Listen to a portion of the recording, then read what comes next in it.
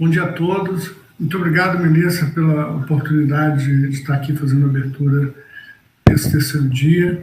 Infelizmente, eu não vou poder estar aí pessoalmente para essa discussão das novas ideias, que é o objetivo desse fórum. Eu acho isso super importante. O Banco Central tem sempre estado muito engajado nessas discussões com a sociedade. E esse assunto do real digital, da tokenização da economia, esse é um assunto muito importante para a gente, é uma agenda que está consumindo bastante atenção do Banco Central e de vários outros fatores, tanto no governo quanto no setor privado. Tem uma apresentação que eu vou usar para ilustrar a minha fala. Deixa eu compartilhar minha tela com vocês.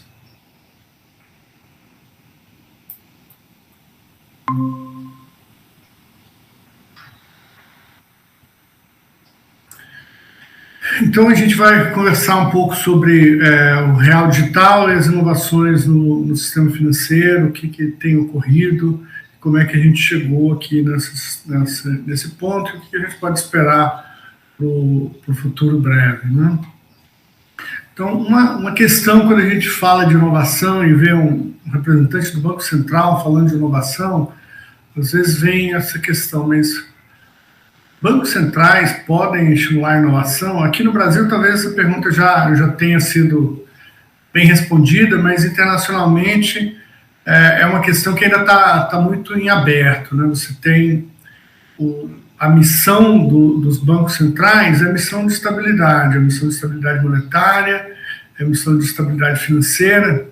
Então, tem vários banqueiros centrais ao redor do mundo que ainda pensam, não, o Banco Central não tem que focar em inovação, não tem que estimular a inovação no sistema. O Banco Central tem que entrar depois que está tudo pronto e tentar organizar as coisas. Essa é uma estratégia que funcionou por muito tempo e a missão de estabilidade do Banco Central é muito bem casada com essa estratégia, mas hoje a gente vive um cenário que é muito dinâmico, um cenário que muda muito rápido. Então, para você garantir estabilidade, ao meu ponto de vista, você tem que mudar o que precisa mudar e não mudar o que não precisa mudar. E como o cenário é muito ágil, muito dinâmico, o Banco Central tem que acompanhar esse dinamismo e tem que permitir que novos atores entrem para que você não perca as oportunidades, para que você possa incorporar inovações, para que você possa incorporar concorrência no mercado. Outra questão também que vem aqui dentro do Brasil, particularmente, como é que a gente faz inovação no setor público? A gente tem modelos de contratação que são muito complexos, então é muito difícil você incorporar inovações que são feitas em outras empresas, como algumas grandes empresas têm a estratégia de fazer incorporação, comprar startups, adquirir novos modelos. O setor público tem muita dificuldade de fazer isso de maneira ágil.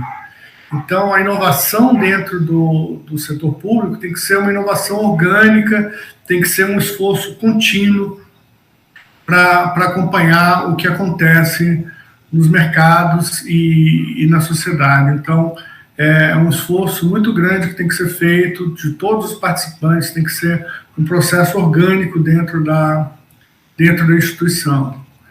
E isso é uma estratégia, essa estratégia é uma estratégia que o Banco Central tem adotado já, pelo menos desde o começo do século. Tem alguns marcos muito importantes de inovação no sistema de pagamento no Brasil, além de inovações em outros setores que o Banco Central também trabalha. Mas como eu vou falar do real digital, e o real digital está diretamente ligado a pagamentos, então eu vou falar um pouco da trilha aqui de inovação no sistema de pagamentos. A gente teve, em 2003, a criação do sistema de transferência de reserva, que permitiu a criação do TED. Em 2013, teve uma outra inovação que foi muito importante para o mercado financeiro brasileiro, foi a criação do e-money, né, da moeda eletrônica. A criação da moeda eletrônica trouxe flexibilidade para o sistema, abriu espaço para a entrada de fintechs, quebrou a verticalidade do sistema de pagamento brasileiro, e isso fez com que eu considero esse como sendo um marco dos mais importantes para fazer com que o Brasil, o sistema financeiro brasileiro, seja considerado como um dos sistemas financeiros mais digitais da economia mundial, onde a gente tem bancos digitais e um ecossistema diverso de fintechs. E para coroar isso, veio o sistema de pagamentos instantâneo, que habilitou o Pix e trouxe instantaneidade para as operações. Então, quando começaram as discussões sobre moedas digitais, os bancos centrais deveriam entrar nesse ambiente, o Banco Central do Brasil logo reparou que o caminho a seguir era programabilidade para integrar novas tecnologias e trazer mais inovações, fazer um sistema de pagamentos inteligente que teria por base o real digital. A gente pode pegar essas ações de inovação, teve esse histórico um pouco mais longo, agora focando nas ações mais recentes, a gente pode pensar em uma separação de categorias. Tem o foco em serviço de pagamento, que teve um marco inicial lá na lei do e-money, com a quebra de verticalidade e fomento às fintechs, e depois o Pix, com os pagamentos instantâneos e a criação de um relacionamento digital, que abriu espaço para muitas pessoas que não participavam do sistema de pagamento digital e da vida digital financeira entrassem. A gente, no primeiro ano do Pix, teve 40 milhões de pessoas que fez a primeira transferência digital na vida. Apesar de a gente já ter, antes do Pix, uma bancarização razoavelmente elevada para os padrões de países emergentes, a boa parte da população recebia um benefício ou salário, sacava o recurso e fazia os pagamentos em dinheiro ao longo do mês. E com o Pix, com a facilidade, com o baixo custo, as pessoas viram que não precisavam mais fazer isso, então elas têm que acessar os seus apps para fazer o pagamento. Isso é conveniente para elas, e isso abre um canal de relacionamento digital que abre espaço para mais inovação. Então, em paralelo aos serviços de pagamentos, que são a porta de entrada para a inclusão financeira, a gente tem os serviços financeiros, que são o aprofundamento. E um marco aí é o Open Banking, que a gente tem trabalhado, agora já mais amplo do que só a parte bancária, está sendo chamado já de Open Finance, porque inclui coisas que estão fora do escopo do Banco Central. A ideia é você quebrar os silos de informação e fazer com que a informação seja democratizada e ela pertença ao usuário final, em linha com a Lei Geral de Proteção de Dados das pessoas que a gente tem no Brasil. Isso é uma nova possibilidade de fomento às fintechs, assim como foi a lei da moeda digital. O Open Banking abre espaço para a atuação de novas fintechs. E aí a gente observa esse novo ambiente com mais programabilidade, mais digital, e a gente precisa de ferramentas para fazer com que isso seja gerido de forma mais eficiente. E o real digital a gente considera que é a resposta para isso, como você trazer programabilidade e aumentar a eficiência na gestão dos contratos de serviços financeiros. Então, o real digital, ele se encaixa dentro desse ecossistema de ações que o Banco Central tem feito em inovações do sistema financeiro, concluindo o sistema, ou dando um passo a mais, porque o sistema nunca conclui. Quando a gente termina uma fase, a gente inicia outra. Essa é a velocidade que a inovação tem ocorrido no mundo atualmente. Então, agora que a gente viu um pouco do histórico, como é que a gente chegou ao ponto da discussão sobre as CBDCs, falar um pouco do panorama das CBDCs global e local.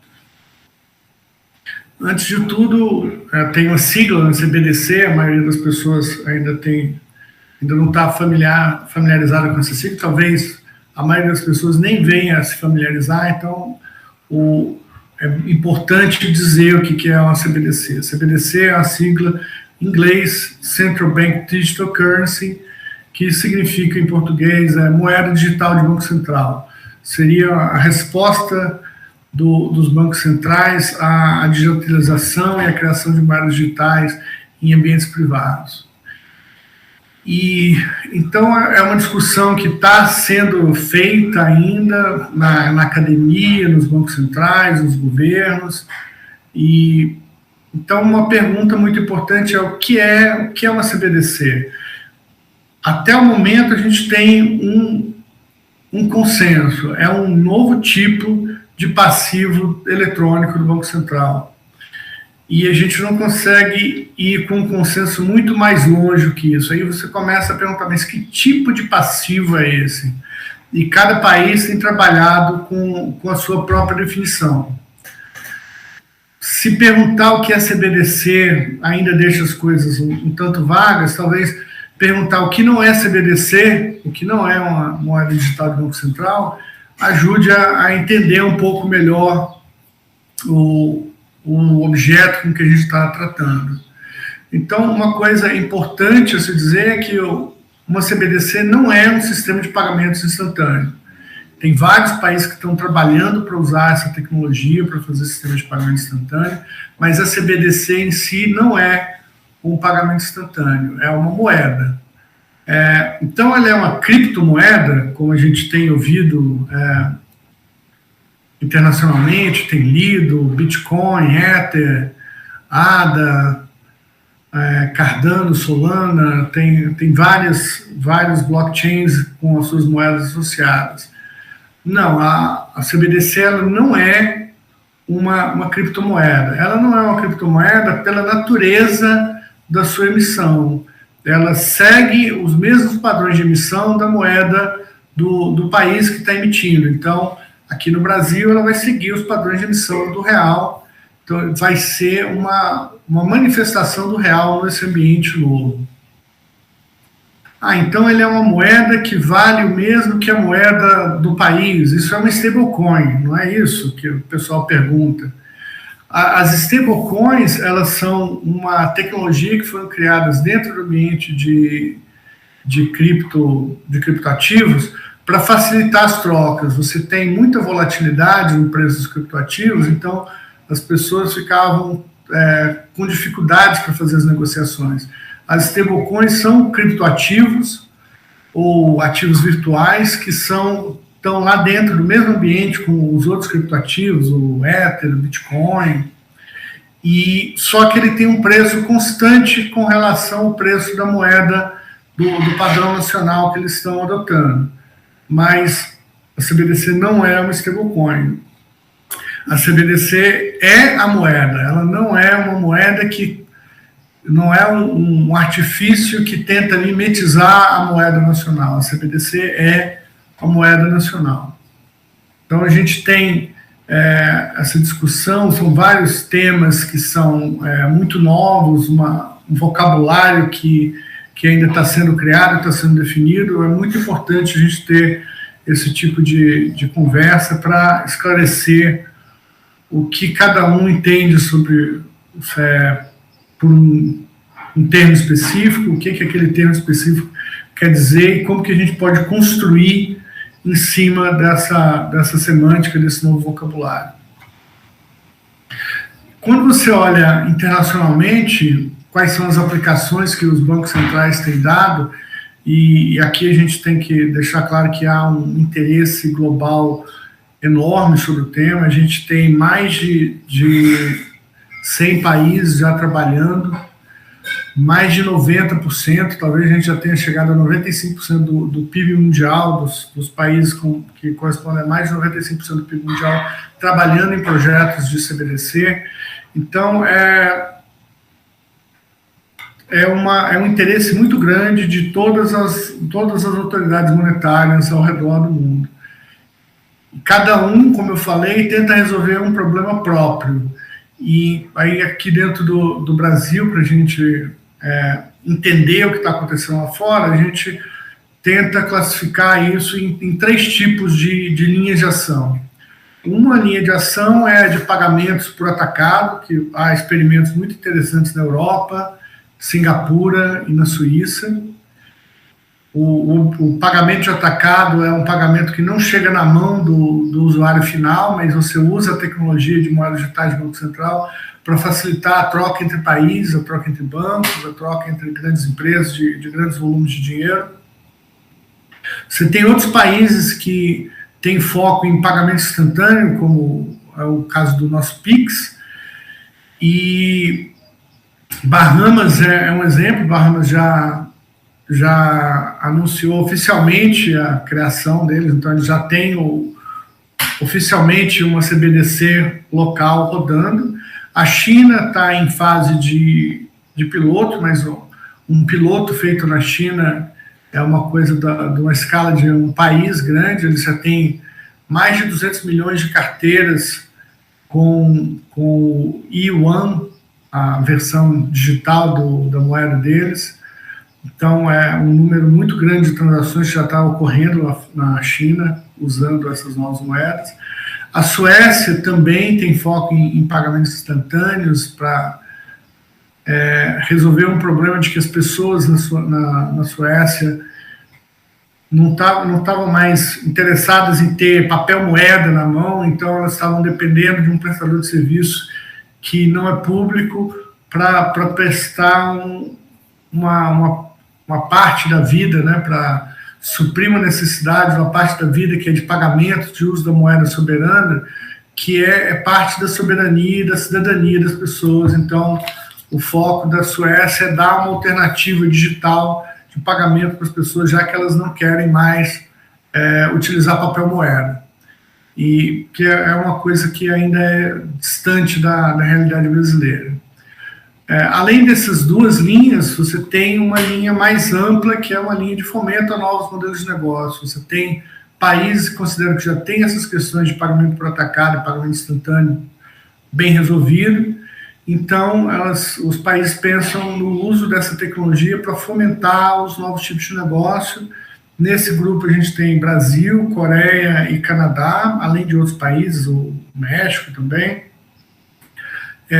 Uma característica que esses países têm em comum entre si é que eles já têm sistemas de pagamento de atacado, sistemas de pagamento instantâneos que são bem difundidos e resolvem bem o problema da sociedade.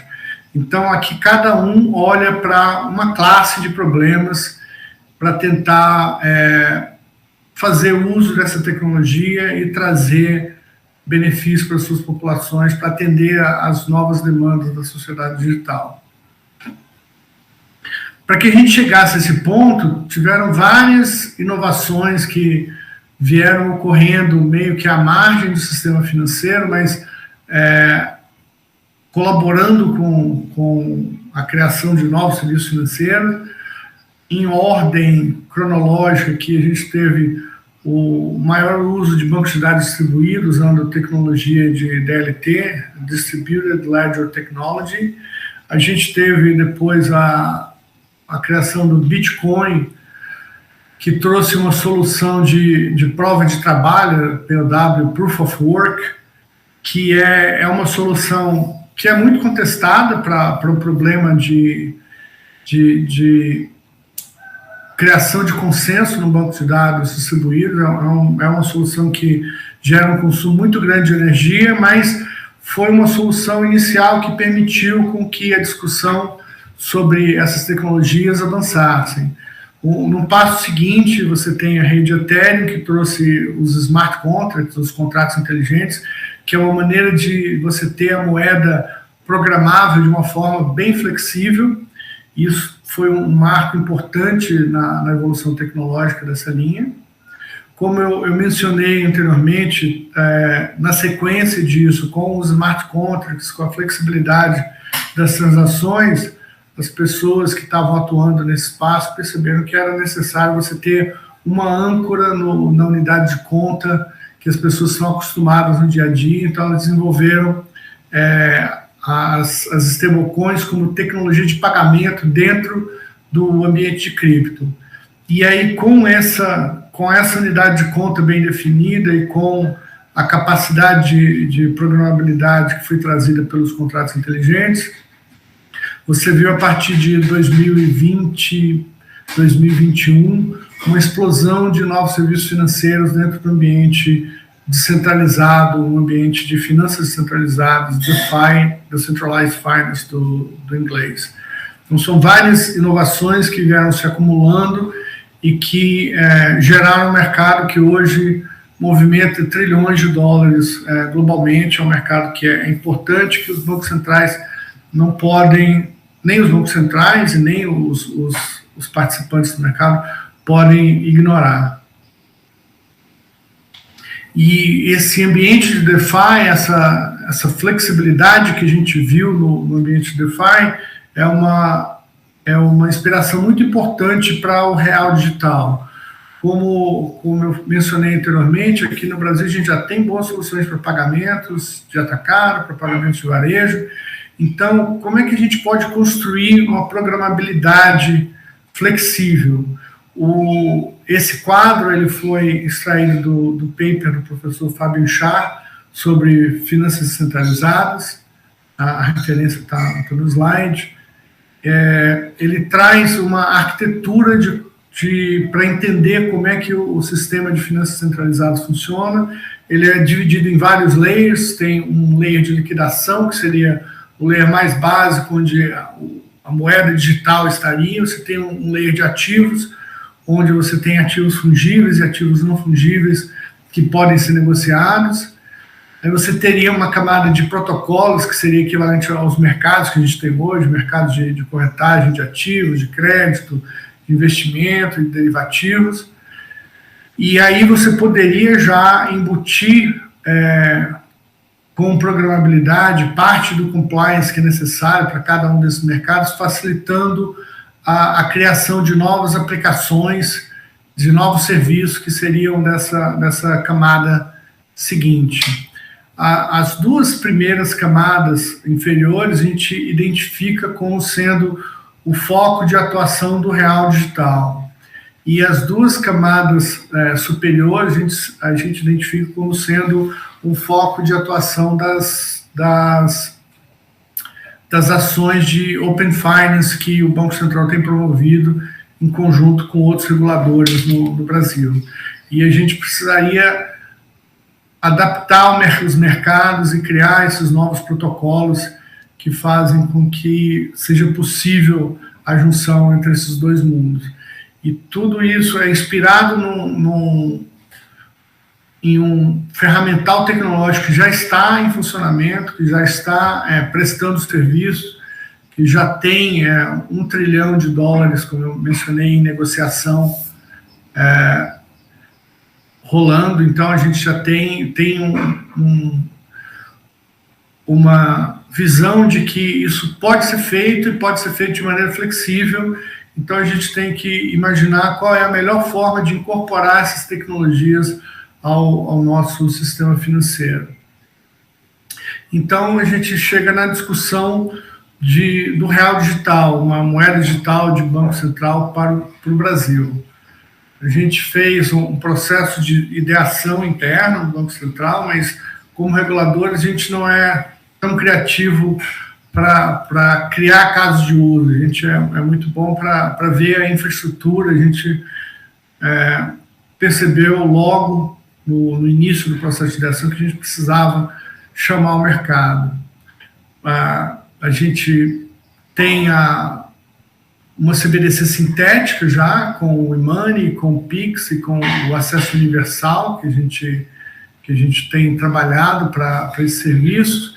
Então, para andar nesses próximos passos, para determinar como que uma plataforma de pagamentos inteligentes pode melhorar a vida e melhorar os negócios no país, a gente tem tentado discutir com a sociedade, porque esse próximo passo ele depende de uma maturação da nossa agenda interna. Como eu falei, ela está muito ligada a tecnologias de pagamento e a Open Finance. Depende de maturação dos mercados internos. Essas novas tecnologias elas ainda estão muito frescas, então tem dificuldade de aplicação, mas o processo de amadurecimento vem ocorrendo rapidamente. E você tem uma agenda internacional que está associada a esse ponto, e é muito importante ficar atento ao que está ocorrendo internacionalmente, porque é importante que a gente se ligue com os outros sistemas e faça um sistema internacional de liquidação. Então, para que a gente pudesse ter uma conversa com a sociedade, a gente teve que estabelecer um espaço de trabalho, né? A visão do Banco Central é que o Real Digital deve ser um instrumento para que o Banco Central possa continuar a cumprir as suas missões de estabilidade e de eficiência do sistema financeiro. Então, para isso, a gente estabeleceu diretrizes para que a gente pudesse comunicar à sociedade o que a gente acha que seriam as características básicas de uma moeda digital brasileira que poderia contribuir para o ecossistema financeiro, para o ecossistema econômico brasileiro como um todo. Então, uma das diretrizes fundamentais é a possibilidade de desenvolvimento de modelos de negócio inovadores que incorporem as novas tecnologias, como dinheiro programável, como smart contracts, que sirva de modo de liquidação para a internet das coisas.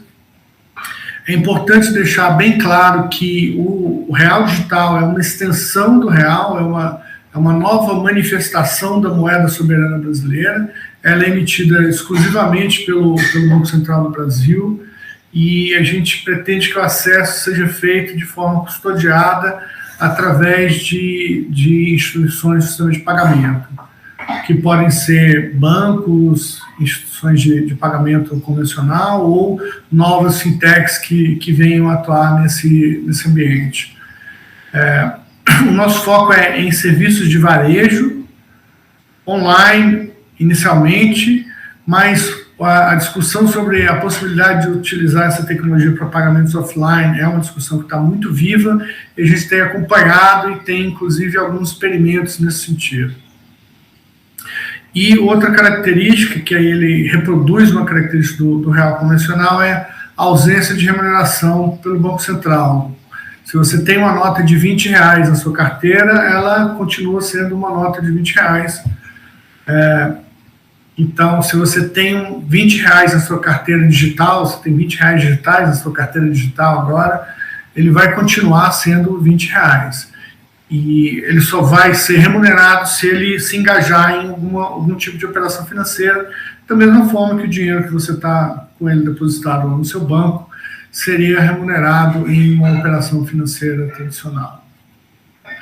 Outras características que são importantes, além dessas diretrizes de negócio, são as características de segurança jurídica e de segurança tecnológica. Há uma discussão importante sobre a privacidade e como você pode garantir privacidade e garantir ainda que as ações de prevenção à lavagem de dinheiro continuem a ser efetivas. Essa é uma discussão que ela sempre é muito, muito forte quando você começa a falar de moedas digitais do Banco Central.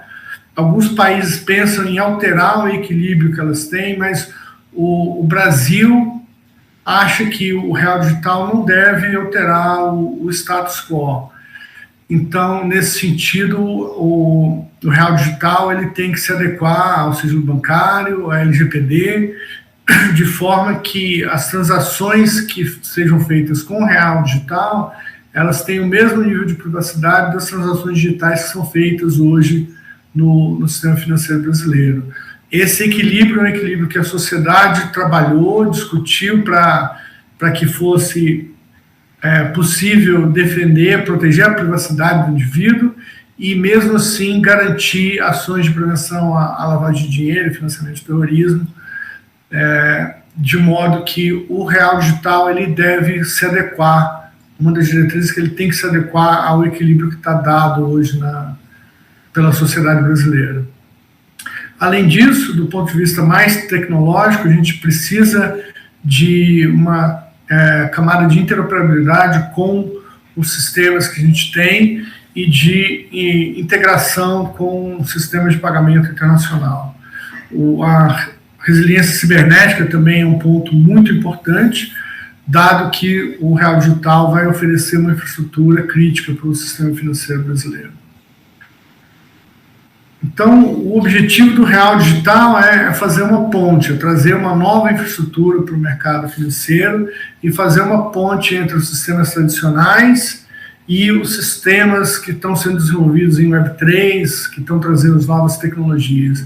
Então, a gente poderia ligar o sistema de pagamento tradicional, o sistema de pagamento instantâneo e os serviços financeiros tradicionais aos serviços que estão sendo desenvolvidos do outro lado dessa ponte, baseados em ativos digitais, em ativos tokenizados, em internet das coisas, sendo usado para transferências internacionais e até mesmo para pagamentos offline. O real digital seria uma plataforma onde esses dois mundos poderiam se encontrar. A moeda digital brasileira seria a pedra fundamental dessa plataforma de pagamentos inteligentes, onde ela conviveria com depósitos tokenizados e outros ativos autorizados para registro nesse ambiente, para facilitar as trocas entre as pessoas e aumentar a eficiência na gestão dos contratos de serviços financeiros. E isso é tudo muito novo e a gente precisa experimentar. Atualmente a gente está na fase de experimentação, a gente fez uma chamada para a sociedade com foco em casos de uso para incorporação de protocolos de finança descentralizada, protocolos de entrega contra pagamento, DVP, ou de pagamento contra pagamento, PVP, protocolos que possam ser utilizados para pagamento em internet das coisas, IoT, e a gente teve uma resposta muito boa da sociedade. 43 empresas fizeram 47 propostas e a gente selecionou 9 casos de diversos perfis. Então, aqui a gente tem um quadro falando desses casos, a gente tem 2 perfis, 2 projetos de finança descentralizada, a gente tem 3 projetos de entrega contra pagamento, um com foco em ativos reais, um com foco em ativos financeiros e um com foco em ativos digitais, cripto. A gente tem uma proposta para pagamento do offline, a gente tem uma proposta de protocolo de pagamento contra pagamento para troca de moeda entre Brasil e Colômbia, a gente tem uma proposta de uso de smart contracts para gerir armários inteligentes usando tecnologia de internet das coisas para fazer entrega de e-commerce, e a gente tem uma aplicação de dinheiro programável para rastrear gastos de crédito direcionado no setor rural. Então, a gente tem uma ampla visão dos problemas que podem ser trazidos e com perfis diferentes proponentes. Tem gente mais na parte descentralizada, tem gente que trabalha mais, tem empresas que trabalham mais na parte centralizada das negociações de blockchain, você tem participantes do mercado financeiro tradicional, você tem provedores de serviço de pagamento e você tem, além disso, provedores de tecnologia e consultorias que estão engajadas nesse projeto. Então, a gente pretende concluir o Lift Challenge até o início de fevereiro de 2023 e no segundo trimestre, ou no mais tardar no segundo semestre do próximo ano, a gente deve iniciar uma fase de pilotos com duração de 18 meses e ao fim de 2024 a gente deve ter as condições necessárias para definir os próximos passos, ou a liberação do uso do real digital para a população mais ampla, ou a continuidade de pilotos para que a gente possa acertar os problemas que ainda persistam. Muito obrigado pela oportunidade de fazer essa abertura. Eu agradeço muito a Melissa e ao ao Score Summit 2022 por essa oportunidade de trazer esse tema para discussão.